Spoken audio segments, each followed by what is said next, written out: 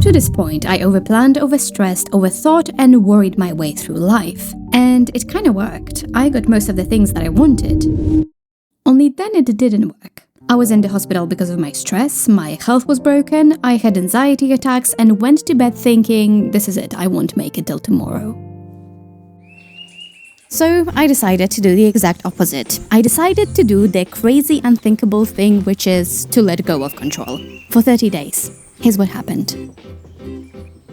About 2 months ago, I was running/walking in a local park and a man stopped me. He said that he was going to open a cafe in the park and he wanted some feedback on the menu.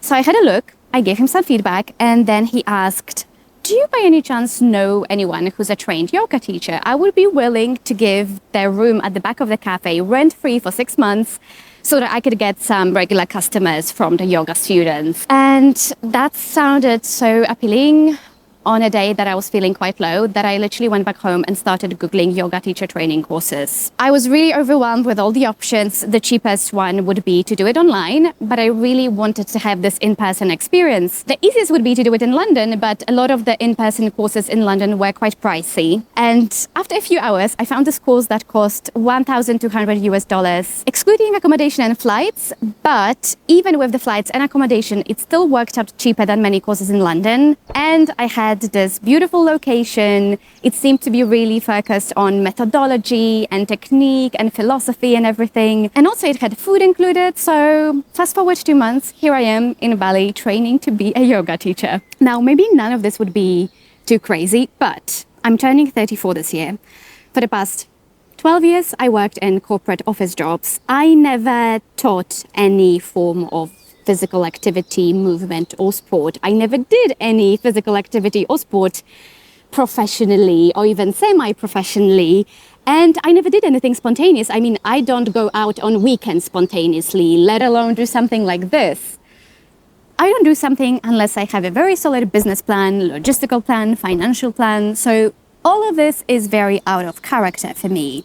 But since all this overthinking, overplanning, worrying, does not seem to work very well for me. I'm not in a place in my life where I feel like I belong, where I feel safe in my life and happy and fulfilled.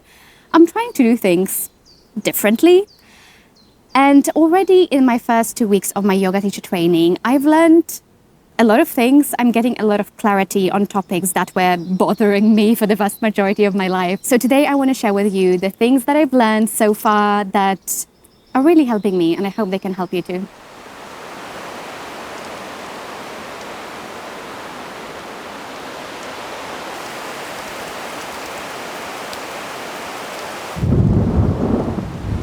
We're at the end of the rainy season, which is why it's raining today, and I find it really romantic and beautiful. One of the first things that we discussed in the course was the fact that very often you don't go to yoga and yoga comes to you. And many of the people that I met in the course have very interesting stories as to why they started yoga. So I wanted to share with you my story.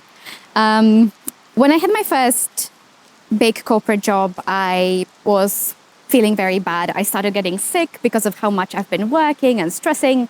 And my therapist suggested that I go to yoga. And I was like, if I spend my time doing workouts, I want a proper workout like CrossFit or something. But in my office, we were lucky enough to have yoga classes. So I did go and I loved it so much that I started going to yoga regularly, and it really helped me. And especially in years when I felt very uncertain about everything, yoga remained as something stable in my life that I knew I wanted to keep it there. So I want to learn how to do it properly. And I don't know if I'm going to be a teacher ever, if I'm going to be good enough to teach, or if I will get this opportunity. But I'm really enjoying this journey and I want to learn as much as I can. When I came here, I think like everyone, I mostly thought about yoga in its physical aspect. Am I going to learn how to do a split? Am I going to learn how to raise my leg very high? But yoga is so much more than this. And what I really love about this course is that it really emphasizes the philosophical aspect of it, the teaching methodology, everything that yoga is, the healthy lifestyle, the diet, the Ayurvedic principles. And I already feel like holistically, all of it is really going to change my life. So for now, my only regret is that I didn't do a course like this earlier on in my life, because I feel like I would handle a lot of the challenges that I had way better than I did.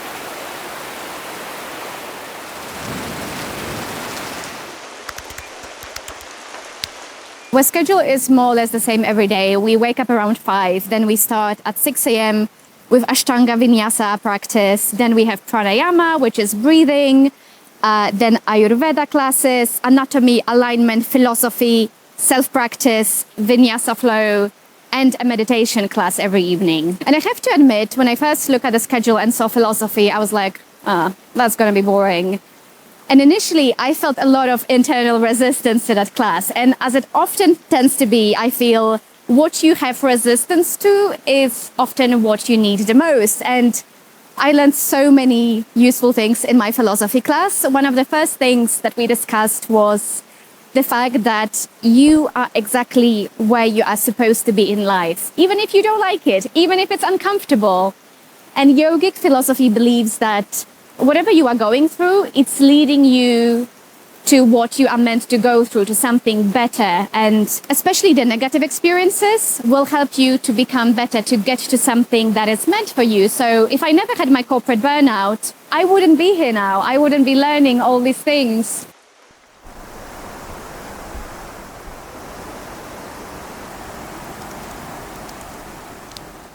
In one of the pre-classical chapters of yogic history, yoga philosophers and practitioners were mostly living in ashrams, in sanctuaries, in forests, on top of the mountains, sitting next to their gurus, and being cut away from the society. They thought this is what enlightenment means. And it took several hundred years for people to realize, well, actually, we've learned things by being somewhere remote, but for us to be useful, we should go back to our towns and villages and be around people. And it still happens today. Many people leave their busy lives in big cities and they go to Bali or India, they learn yoga and they think, I love this. This is what I'm meant to be doing. When in fact, it's just that they are escaping from whatever was troubling them. And the truth is you can't run away from your problems. Even if you go somewhere really remote, they will keep following you. So I love this lesson that came from our classes, that you can't run away from your challenges, your problems. You can learn what you need to learn, but in order to move forward, you need to face your problems and your challenges, and only then you can move on with your life.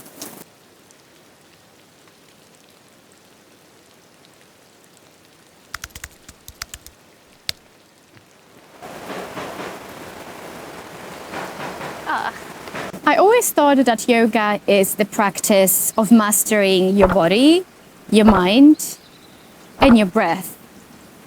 And to an extent, it's true, because yoga helps us merge those three. So be present with our body, with our mind, with our breath, and with our thoughts. Most of the time, our mind is stuck somewhere in the future, focused on the things that haven't happened yet, all the scenarios, while our body is stuck in the past with all the unprocessed traumas and emotions we didn't express. And yoga helps us to be in the present consciously. But at the same time, we need to master these to realize we are not our body, we are not our mind, we are not our thoughts. And that is a very liberating feeling, because it allows you to sit even though you have pain in your body, because you know you are not those sensations. You can sit with your thoughts even when they are negative and intrusive and know you are not your thoughts. So in that way, yoga is the practice of unbecoming what you are not and finding freedom in it. And I really liked to think about my life through this lens now that I've learned it, because as you may know, if you've been following this channel for a while, I've changed my careers 3-4 times. I've moved countries more times than I can count. I started over, and I've always thought about it as my failures, because I've just found so many things that I thought I wanted to do that I did not want to do anymore, finding what I don't want to do and unlearning what I was conditioned to do by the society that actually wasn't very authentic. So maybe the process of me learning who I'm not is getting me closer to living a more authentic life. I'm pretty sure when Asmi, my philosophy teacher, watches this, he'll be like, Daria, you did not learn anything. You misunderstood everything. You should be back in class. But I really loved everything that I've learned, and I feel like it helped me a lot. So even if I misunderstood some things, they were helpful to me.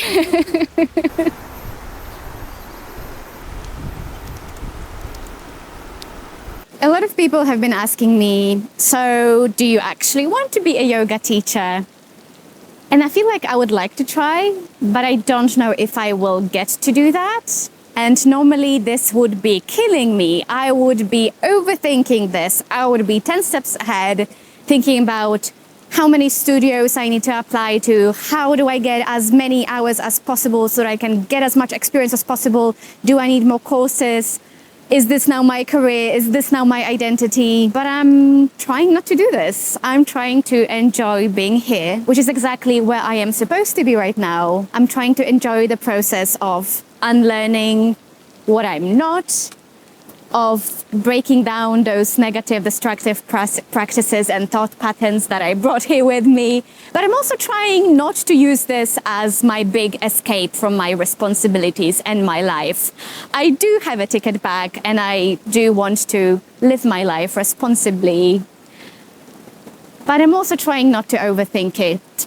And so far, it feels great. And I love the process. It's a bit uncomfortable, but I feel like it's working. Before we finish this bizarre, somewhat philosophical lecture, and as soon as it stops raining, I need to show you one more thing. This sign was the first thing that I saw when I got here, and I don't think my imagination is that good, but I see it almost every day, so it's my daily mantra, my daily practice. So imagine you know what you're doing, and one day we'll get there.